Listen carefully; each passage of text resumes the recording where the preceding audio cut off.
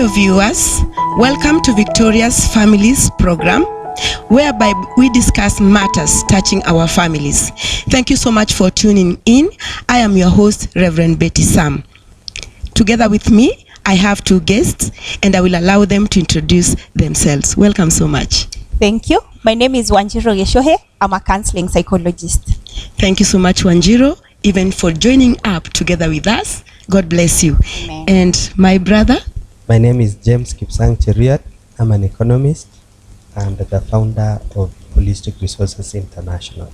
Wow. Thank you so much, James, for joining up together with us. God bless you. And now our viewers, we may ask ourselves a question. Why are we discussing about matters, marriage and finances? This is because, number one, most marriages are in crisis because of finances. Number two, people don't have time to sit down and discuss. And number three, many marriages have found themselves into debt. But remember, there is a way out and there is a way we can solve it. And maybe you can take us through on how do we solve these issues. Thank you so much. You find that for many happily married couples today, Yes. they are not successful because they have no problems. Yeah. But because they have learned how to face their problems. Yes. And they come or arrive at working solutions. Yes. And you find that there are those families that are even hard to meet the basic needs. Yeah. We all know that the basic needs are food, shelter, and clothing. Yes. There are those that are not able to even meet the basic needs. Yeah. There are those that are able to meet just the basic needs. Yeah. And there are those that are able to meet the basic needs, and even they are able to go beyond that to satisfy their desires and their wants. Oh, yes. So it is important for us to understand that different people have different attitudes towards money. Yes. And how they face financial problems. Yes. Whenever they are coupled with them. Yes. And you may find that in a family, there is this one partner who is more inclined towards saving. Yes. Whenever they have money, they want to save more. Yes. And the other partner may be more inclined towards spending. Yes. So money is there to be spent. So whenever they have money, they spend it. So how do you strike a balance between these two people? One who maybe the other partner may view as stingy. Yes. And one who maybe the other partner may view as a spendthrift. Yeah. You know, how do we even strike a balance between these two? Because it is important in order for us to be able to solve these financial problems in a marriage. Yes. Yes. Wow, that is so powerful. Striking a balance between the two, saving and spending. Mr. James.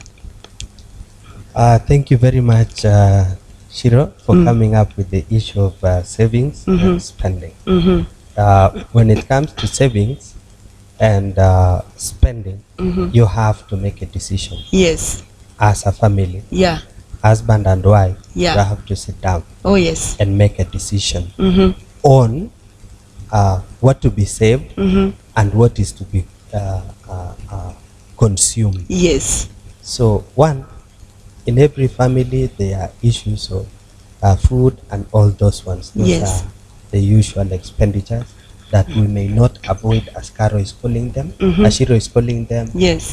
the basic needs. Yes. So the first thing that comes on board is we first of all agree in that conversation that we are going to spend on food. Yes. Then from there, we climb up the ladder and look at the most urgent things that needs to be spent, that we need to spend our money on. Yes. Like for example, education. Yes. So we look at our children and their school fees, Yeah. and we set aside those are money that need to be spent. But you can save before you come for that. So that there is those unforeseeable circumstances. Yes. Things that we can imagine they might happen to us. Yes. Like health. So we can save on that by actually some of the programs or some of like NHI, for example. Yes. Insurance, all those kinds of available products that can help you take Yes. care of unforeseeable circumstances. So saving Yes. and saving and consuming or spending Yes. has to be made rationally and should be within the budget, Yes. so that you can spend on a certain line item. Yes. For example, education. Yes. You can spend on education Yes. line item to pay for your children's school fees, Yes. your husband's school fees, Yes. your wife's school fees. Yes. And maybe if you remain with something and you see that you can help somebody's child, then that is okay. Wow. Then you can spend on line item help. So you can use that item for maybe paying for drugs and all those ones. That is about health. Yes. Even going for checkups once in a while. So Wow. surely saving and consuming is there with us, and it is a personal decision on what to save. But most of the time, it may not be your personal decision on what you are going to spend on, because there are things which are constant Yes. to be spent on. Yes. Wow, that is so powerful. And maybe we should look at who is supposed to save. Maybe Shiro, you can talk about it. Okay. This is a decision that Yes. is made by two people. Yeah. We have this as our marriage. Yeah. So in order for it to work out, in order for us to determine that this is what is to be saved, it Yes. is good for us to sit down.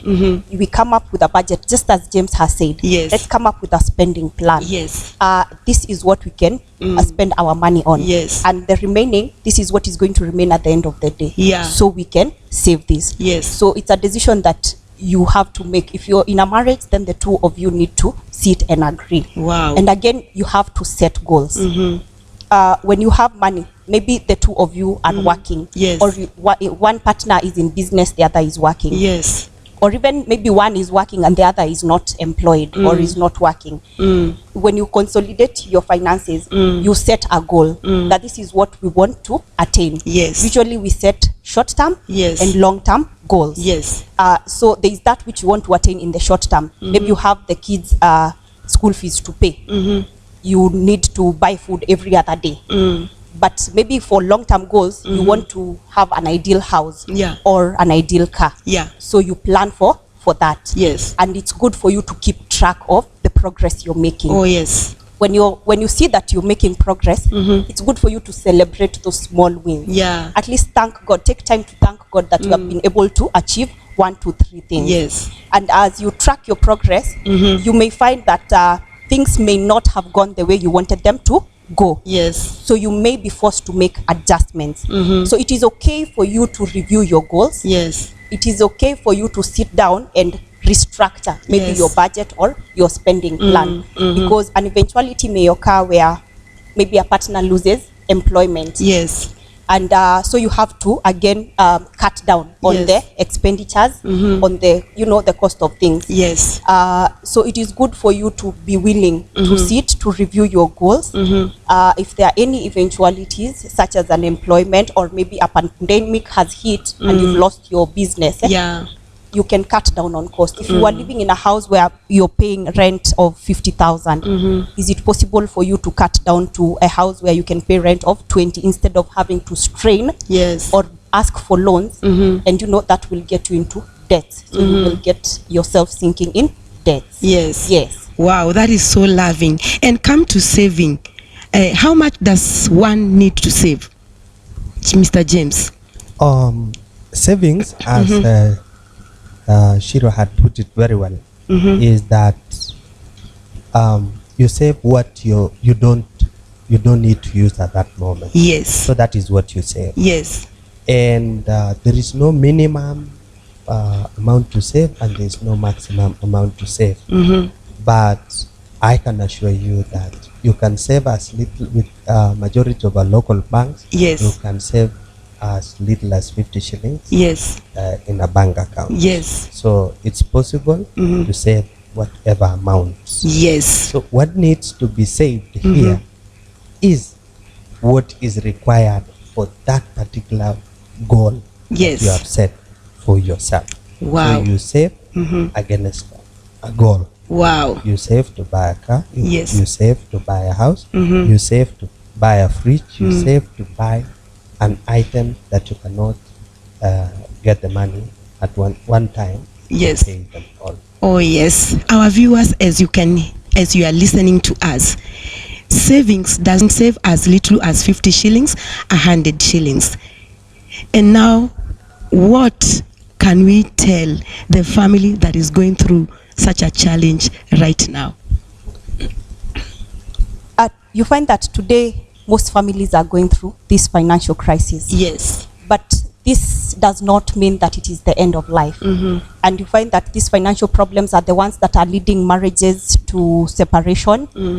Couples are arguing every other day. It leads to depression within the family. Yeah. Or even you find that the couples decide to divorce all the same. When they see that things are not working out in the family. But I want to encourage the person who's listening to us today. Yes. To tell them that there is hope. Yes. The Bible says in Proverbs chapter 16 verse 1 that many are the plans of man, but God has the last word. Oh, yes. And in verse 3 it says, you commit your plans to the Lord and he will establish them. Wow. So we have God as our hope. Wow. We can put our hope and our trust in God. Yes. Let us learn to fully depend on God because he is the one who, who gives us the ability to produce wealth. Yes. So when God gives us this power to produce wealth, then we should be willing to trust him fully. Yes. And to rely on him fully. Yes. It is also, the word of God says that it is that I have learned to be contented. Yes. In good and in bad times. Yes.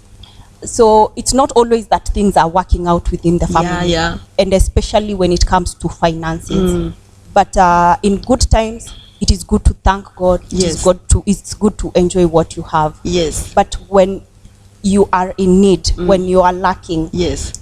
it's good to encourage yourself. Know that despite having exploited all options, Yes. God can still open new doors for you. Wow. Yes. That is so nice. And also, our viewers, it is also good to commit yourself to God. Commit the challenge that you're going through to the Lord, and he'll come through for you. The Bible tells us in Psalms 46 that God is our refuge and strength, a very present help in times of need. So when you pray, know that God is a very present help in times of need. My brother James. Yes, thank you very much. A person or a family or a marriage Yes. that is in a bad situation, Yes. as we speak now. Yes. This is what I would say, or how I would help such a family. Number one, there are two options or three options, but I'm going to mention option number one.